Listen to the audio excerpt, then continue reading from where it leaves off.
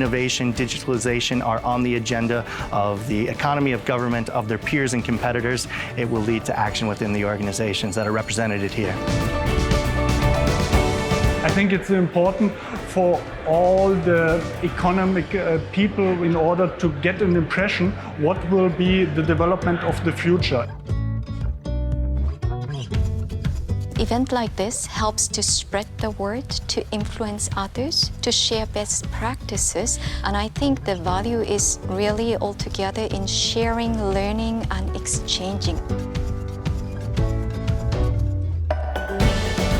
So now after COVID, coming back, seeing people in presence again, it's much nicer as just having them online via the camera.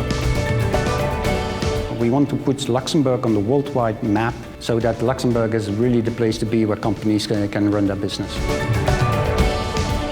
Aujourd'hui, ça a été vraiment la première participation de Tractel à cet événement et je recommande à tous les nouveaux participants d'y assister.